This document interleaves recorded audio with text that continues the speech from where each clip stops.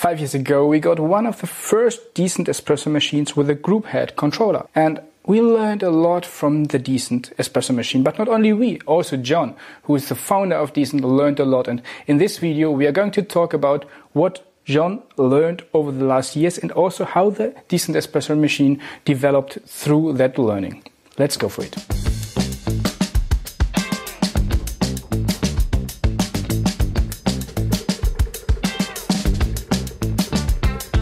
John, welcome back. Thank you. So many years and so many development and so many learning. Yes. You, the coffee community, the whole crowd around Decent, the diaspora server is like exploding. So many people are there exchanging. I think you have the biggest developer team of all espresso machine fabrics, I think. I think about 20% of our customers are programmers. Yeah. So what happened in the last years? I mean, we got one of the first espresso machines with that group head controller. Yes. This was 4 or 5 years ago. You visited us in our coffee academy, and we used the Decent espresso machine a lot to learn, to check grinders, to understand how we have to distribute, and you did the same. You also learned a lot. The Decent is completely different from every other espresso machine out there, but maybe not in the way you think. Every other machine out there, the person designing the machine feels they know how to make an espresso that tastes correct. With the Decent, we started from a start of profound ignorance.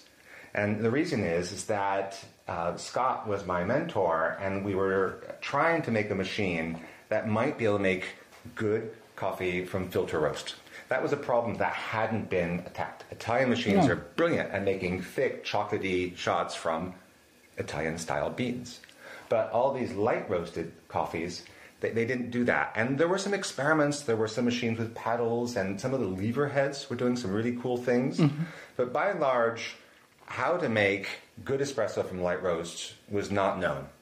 And you may not have realized that you were part of the, let's say, childhood of the machine when we still really didn't know how to make good espresso from filter roast. And so you got this machine, and it's like, what do I do? Yeah. What should we learn? How should I even make coffee? And so the first few years, which you were very much part of, and ironically, by the way, the first 3 machines that had the group head controller, the first one went to me, the second went to James Hoffman, and the third went to Becky. Yeah, that is an honor, actually. Unfortunately, it also meant that you had to figure out what you should even do with it. Yeah. So as the years went by, you and other people who had a lot of coffee theory in your head, things that you wanted to try, well, you could actually try them. And so as we moved into adolescence, our teenage years, some recipes, some new ways of making espresso came out.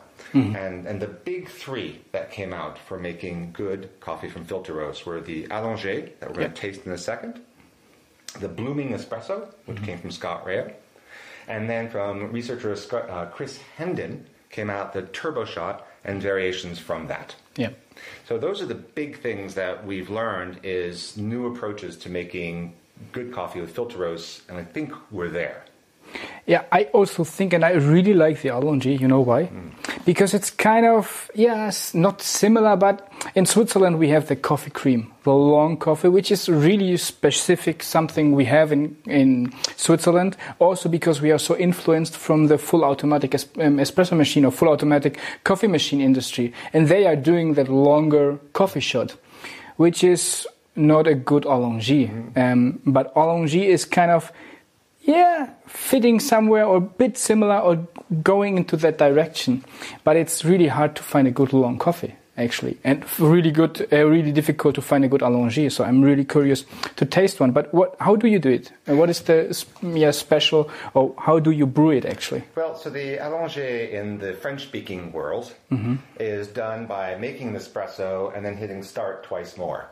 So you make something that has a lot of water in it, but it just tastes really terrible. But customers expect it. Yep. And the birth of the Allongé is Scott doing his cafe many years ago in Montreal, and he was doing it with the traditional Case Van de Vesten machine. Years later, when I had this machine, and I remember this story from Scott, and I said, Scott, can you tell me, what are the details? And so he sends me a WhatsApp with the details, and I program it in, and I go, you absolutely have to taste this.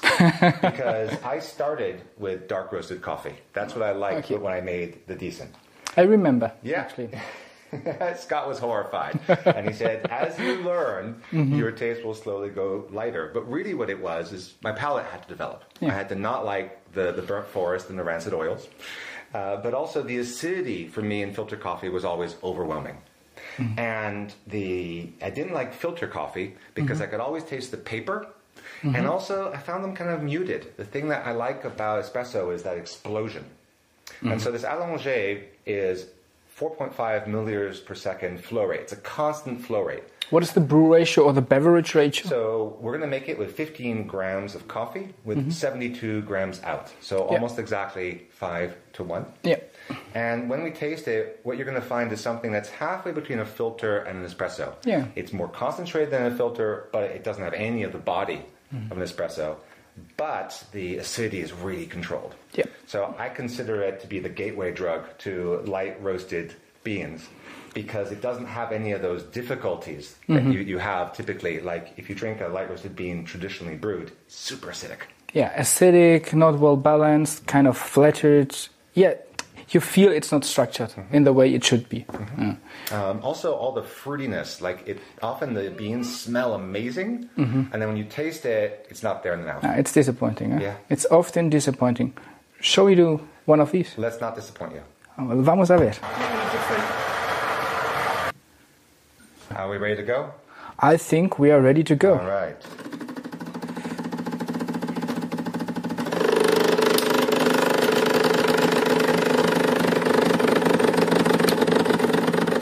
ml.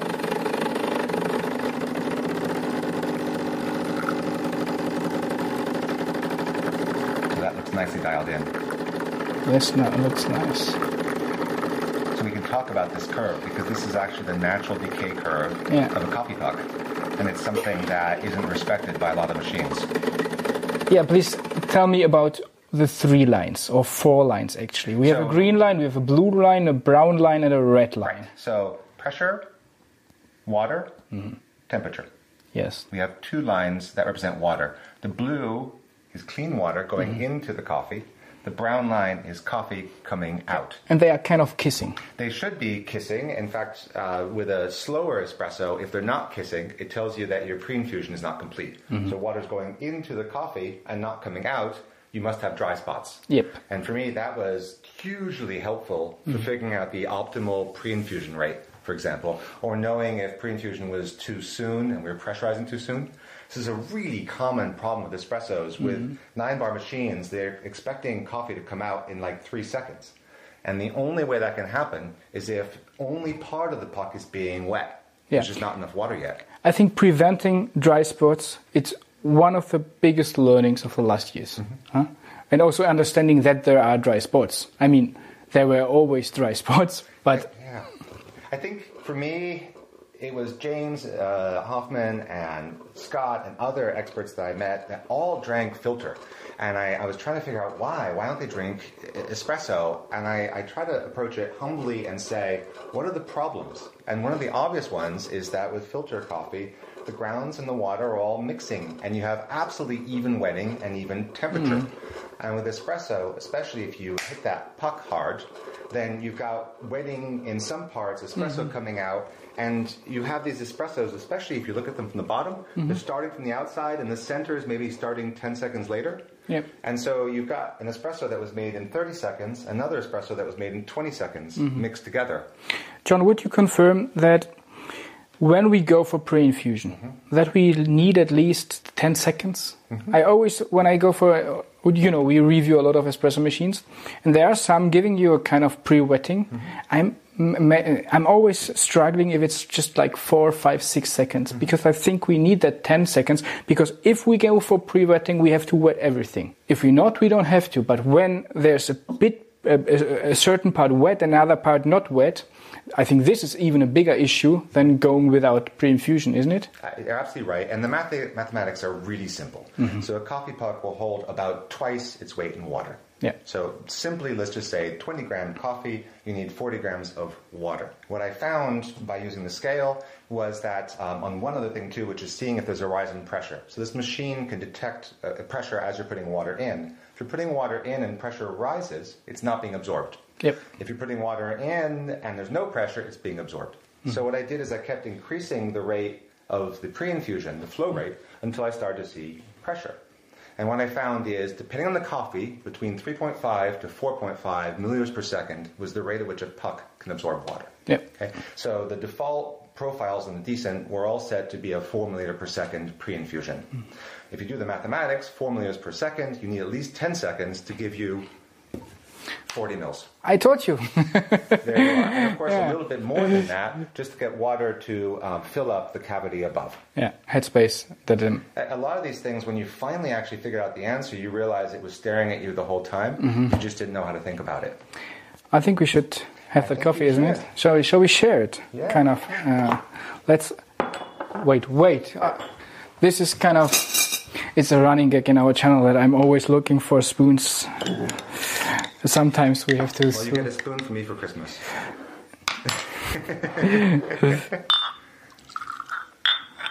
Thank you. You're welcome. Thank you.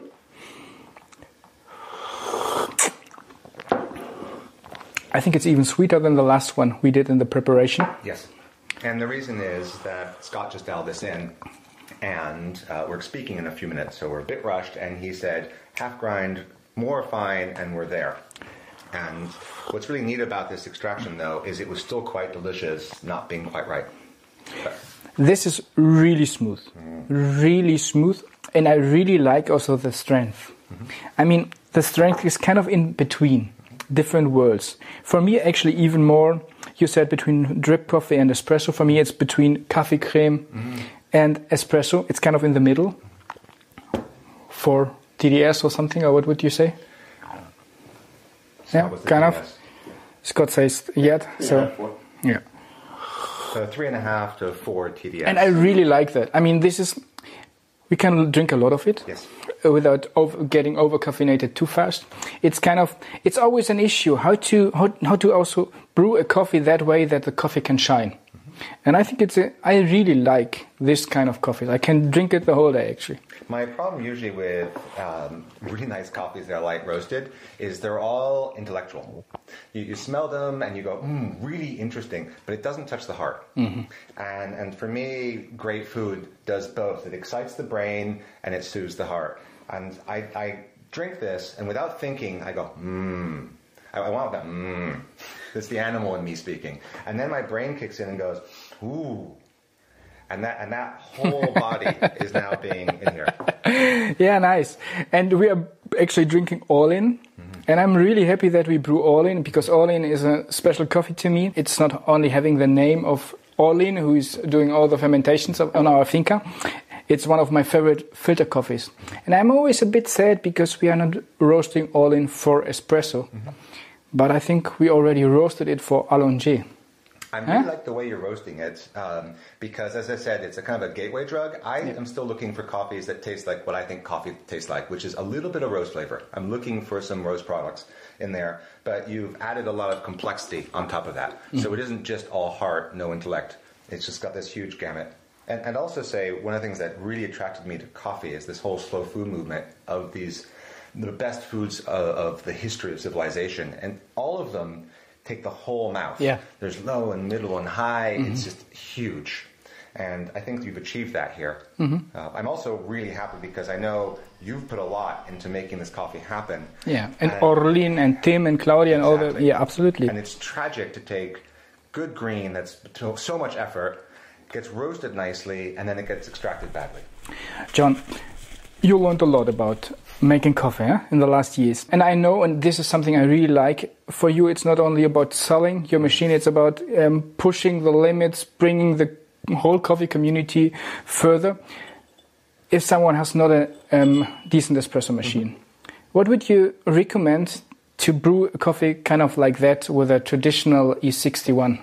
So it is absolutely possible to make this with a traditional machine. Yeah. You're going to need one piece of gear, which is you need a scale that gives you a flow meter. And there's a few scales with flow meters, either directly there or using software. Yeah, Smart Profiler, Bean Conqueror, absolutely. It's great. And so that's the first thing, is you need to know you hit that flow rate. Because you need to be in the 4 to 4.5 milliliters per second.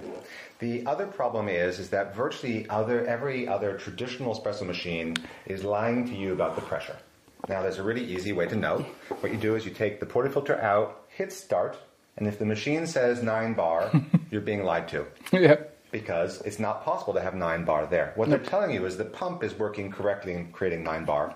What's happening here, this is not our problem. The 9 bar are getting created against the puck at the end. Yeah, what happens is there's a pump against the flow constrictor, and that's 9 bar. Yeah. After the flow constrictor to the puck, not our concern. Lever machines have always had a thing here that show you the pressure. There's some La Marzocco's, there's some aftermarket stuff that you can do. The SEP stuff will tell you the actual pressure.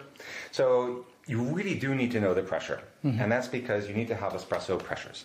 If you grind so coarsely that you're not getting any pressure, this is just fast filter brew. It's basically just going right through, and it's going to be terrible. Yep.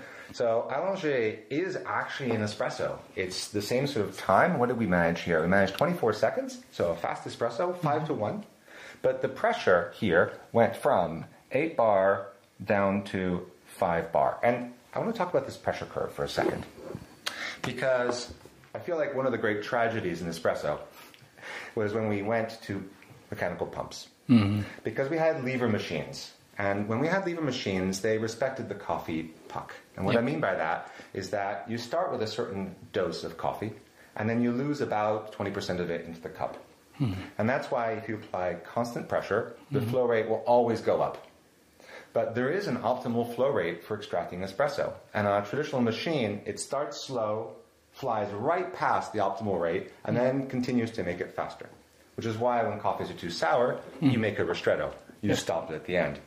So you are looking for gear pumps? Yeah, I'm looking for gear pumps, or really with the lever heads, they knew this, they had springs. Yeah. And the springs would have a decreasing pressure curve, and really the goal everyone was looking at was a constant flow rate. If it goes faster, less pressure. What's cool about the Allongé is it actually, because it's a flow profile, it delivers a constant flow rate. We see the pressure curve come out, and it shows us exactly the decay of the coffee puck. That initially it was able to resist 9 bar, and at the end it resisted 5 bar. If we had instead gone pressure, we would have made very sour coffee. Yeah. So, I know it sounds strange, but in many ways the Decent is a modern lever machine. I see that, and I really like it, and I think it's so important because, it's not about that constant pressure. It's about understanding what's happening in the puck. We have to understand the puck, we have to understand the resistance, and we have to understand the flow. I mean, also drip coffee. It's about flow. Yes. It's a lot about flow. Yes. And we haven't seen it. Yeah. We are always looking for that water glass portafilter still. Oh, yeah. Yeah. This would be nice. John, are there any real discoveries which are making espresso brewing easier these days? The big discovery we made was that we were often grinding too fine. If you grind too fine, the shot chokes, you don't get the flow rate you wanted. Yeah. And then you get nothing out. And we discovered the secondary compression around 10.5 bars. It turns out that if you go to those pressures, you choke the shot. Yep. And so we put a software-based limiter in here. So you can say you want this flow rate, but if the pressure's beyond your limit, the flow will stop. And that made espressos so much easier to dial in. And we avoided that whole choking thing. So that was probably the biggest, oh my God. And making a software-based espresso machine, we could just add that feature. I think we have to dig deeper into the Decent espresso machine, understand more what's happening, also thinking and looking through the different steps in while an espresso is brewing, actually. And I also like to inform you that we are working on a review of Bluetooth scales, actually, that we are reviewing also the Bean Conqueror app. Well, not reviewing, but I like to show it to you because it's such a nice app. It's open IE or open API, how do you call it? Open source. Yeah, it's free, it's open source, and a lot of effort went into it. And nowadays, it's really a good, nice software. App, yeah, and it works with that scale and the Kaya and several others. Our beans are also connected now. Well, you can import our beans into Bean Conqueror. So we are going to talk about that, and we are talking more about the Decent in the future. For the moment, thank you so much, John. I think we learned a lot, and I'm looking forward to learn more and to have some Allongés together. See you next time. Nice. Actually, really nice coffee. Huh?